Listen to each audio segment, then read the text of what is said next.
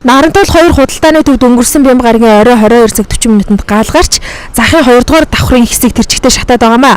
Яг одоогийн байдлаар цагдаагийн байгууллагаас 2 дугаар давхарт үйл ажиллагаа явуулж байсан түрээслэгчдийг ажлын байрлалд нэвтрүүлэн хохирлын хэмжээ болон өөрсдийнх нь бараг шатсан эсхийг тодруулж байгаа маа. Угаа цэвэрлэл баг хэрэглэг гэж байна. Одоо бид нар нөхөн төлбөрөөр засвар оруулах гэдэг. Бид нар бараагаар засвар оруулах гэж биднийг ажилтаа болох ажлын байрыг бэлдэх гэдэг. Ямар хөө шатсан байна хаа?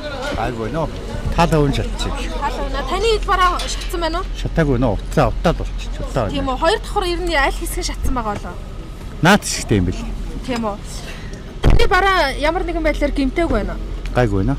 Зөв нөө тортол болчих. Тэгээд ямар нэгэн байдлаар гимтээгүй түрээслэгчдийн барааг нь өгж харж байгаа юм тийм үү? Ер нь яг одоо шалгаад цагдаагийнхан бүгдөө шалгаж байна. Цагдаагийнхаа өөрсдөө шалгаж янз тоолж өгч. За. Одоо ингээл хуваар гаргацсан байгаа. Тэдээс эдэн аймгийн ээлжээр орж байгаа шүү дээ. Эхний эн чинь нэг хүний бараа яах чинь доор 2 жил нэг хүний чинь одоо 20 30 төрлийн бүтээгдэхүүн байж. Тэр чинь нэг үстлэн бүртгэж яаж гаргаж байгаа шүү дээ. Тэ? Түрээслэгчтэй хохирлын хэмжээг тогтооод барааг нь өгөөд захын 2 дугаар давхрыг цэвэрлээд ажлын байрыг гаргаж өгч байгаа гэж мэдээлэл өгнө. Тий, тийм л үйл ажиллагаа явуу гэж байна шүү дээ одоо. Хохирол мохирол мэдэхгүй шүү дээ. Дүгнэлт гараагүй байна. Хэцүү нэг. Орч түрээслэгчид хохирлын хэмжээг мэдүүлээд одоо энд шатцсан байгаа барааг мөрдөн байцааг шалгаад ер нь бол хохирлын хэмжээг тогтооно гэж ойлгож болох уу? Тий, тийм шатандаа явж байгаа шүү дээ. Ийхүү түрээслэгчдийг шатсан хэсэгт оруулан барааг нь буцааж өгч харин шатсан бараануудыг ямар бараа байсан эдэн дөрөвний хичнээн хэмжээний бараа байсныг тодруулж байнга гал гарсан газрыг цэвэрлэж түрээслэгчдийг ажлын байраар хангахын тулд гал гарсан хэсгийг засварлаж байгаа гэдгийг хэлж байгаамаа. Яг хөтэ энд нөгөө нэг дотроо шатцсан байгаа нөгөө баруун шатсан байгаа шүү дээ тэр хүмүүс. Тэнгүүт нөгөө нэг эхнээс нь цэвэрлэгээ хийгээд авахыг аваад авахгүйг нь шууд дотор нь цэвэрлэгээ хайжлээ.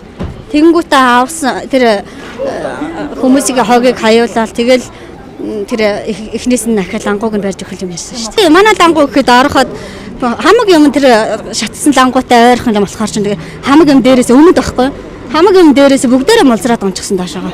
Тэгээ авах юм ерөөсөй байхгүй. Унсан юм чинь доошоогоо нөгөө саяхан бууршгшаа бараанд яваад ирсэн 2 3 сая авчсан бараа чи тэр дараа тэгэл бүгдээрээ юу болчих юм чинь. Одоо нөгөө пиаранс шиг бүр ингээл урсж байгаа байхгүй юм шиг. Түрээслэгчдийн зүгээс бидний хохирлыг хэн барагдуулах нь мэддэхгүй байна. Ямар ч байсан одоор хичнээн төгрөгийн бараа ямар байдлаар хохироод байгааг бүртгэж авч байгаа юм шиг байна. Захын удирдлагууд болон цагдаагийн байгууллагаас бидэнтэй уулзсан зүйл авахгүй ямар тач захтаа хийсэн гэрээнд дурдсанаар ямар нэгэн байдлаар гинти ослоор өөрсдийнх нь бараа хохирсон бол гэрээнд дурдсанаар 1 сая төгрөгийг захаас гаргаж өгнө гэж заасан байдаг. Хэрвээ бид нар захаас 1 сая төгрөг гаргаж өгөх юм бол хохироод байгаа 100 түрээслэгчтэй хохирлыг хэн барагдуулах нь тодорхойгүй байна.